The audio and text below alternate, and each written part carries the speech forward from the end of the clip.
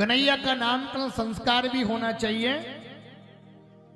और जैसे ही नामकरण संस्कार के लिए जैसे ही बुलाया, कहा नामकरण संस्कार, गर्गाचार्य जी महाराज से कहा आपको दोनों बालकन का नामकरण करना। गर्गाचार्य जी बोले सुनो, तुम्हारे यहां बड़े बड़े उत्पात हो रहे हैं, अगर नामकरण करवाना तो एकांत में करूंगा मैं। हाँ बोले महाराज जैसा आपको उचित लगे वैसा करो। नंदरानी से आकर के कहा नंदरानी, हम अपने बालकन का नामकरण के लिए गर्गाचार्य जी महाराज से बोल के आए हैं और उन्होंने कहा है कि परसों का मुहूर्त दे दिया। नंदरानी बोली इतने जल्दी नहीं करवाऊंगी, हमारे लाला का नामकरण संस्कार होएगा ना, 1 साल पहले से निमंत्रण कार्ड बंटवाऊंगी और चूल का नौता होगा। चूल का नौता माने चूल्हा ना जले, उसे कहते चूल का नौता। कहीं कहीं करधनी का नौता बोलते हैं और जाने कहां कहां अलग अलग भाषा में अलग अलग बोलते हैं। लेकिन बुंदेलखंड में तो प्रायः किसी के यहां जब चुल नौता होता तो कहता चूल का नौता।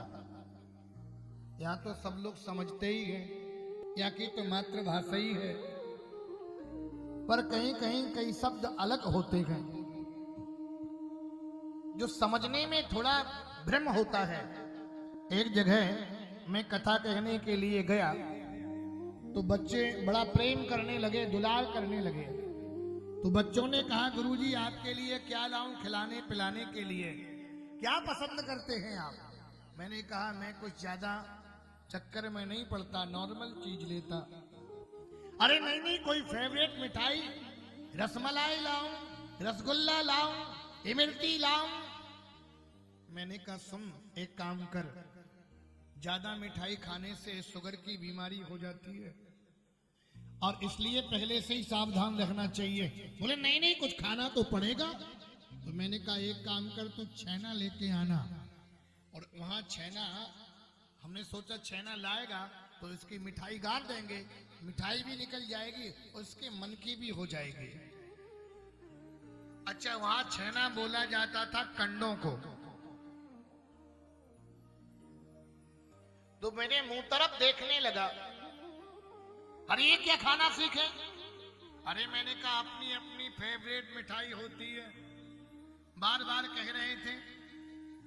तो बोला गुरुजी एक बात बताओ, भैंस के खाएंगे या गाय के खाएंगे?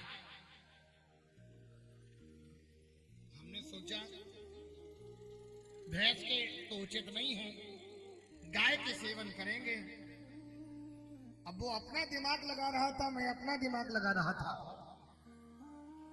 पर मैंने कहा ठीक है लाइए।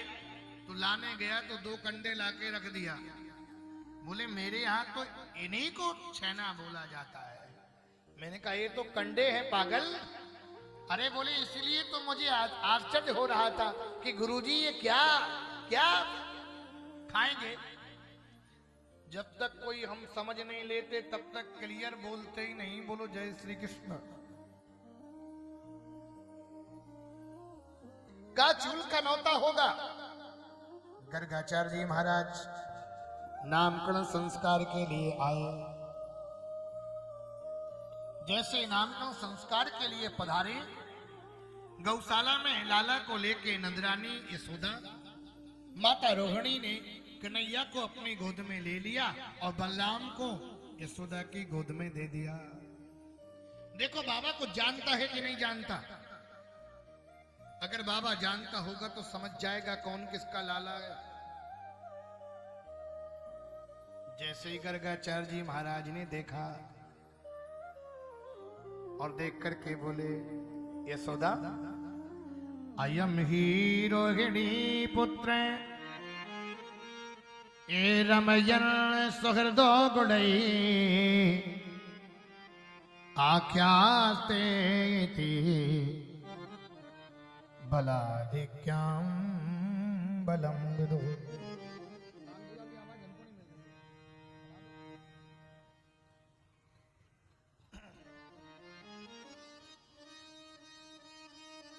इनका नाम बलभद्र होगा। जो गोद में लिए हो ना, ये लाला रोहिणी का है। माताएं आपस में सनकी मटकी करके कहने लगी,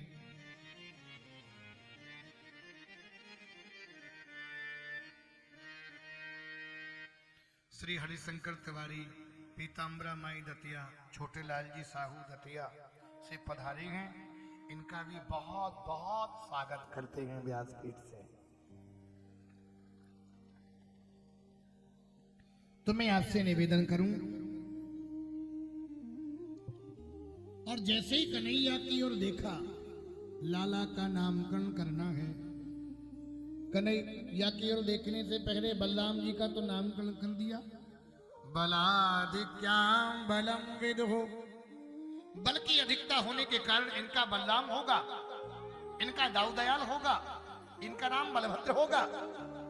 और जैसे ही कन्हैया की ओर देखा, बाबा की आंखें खुली रह गई, बाबा का मुंह खुला रह गया, श्वास का आना जाना बंद। अच्छा, किसी की आंखें खुली रह जाए, मुंह खुला रह जाए, तो आप लोग यही सोचो कि बाबा चला गया, बाबा पधार गया। एक मैया ने पकड़कर जोर से हिलाया, बाबा बाबा बाबा। गर्गाचार्य जी की समाधि टूट गई। और गर्गाचार्य जी कहने वाले थे, हे मैया, तेरा लाला साक्षात।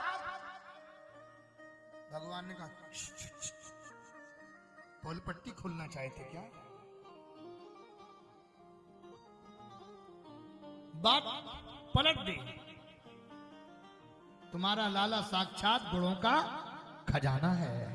पहले कहना चाह रहे थे साक्षात भगवान है। बहूनि सन्ति नामानि ते रूपाणि च सुतस्य ते गुरुकर्माण रूपाणि तान्यं वेदनो जना।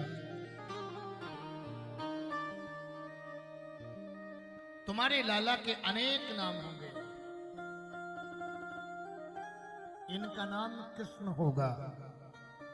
कर्षयति सा कृष्ण, जो अपनी ओर आकर्षित करे उसे कहते कृष्ण।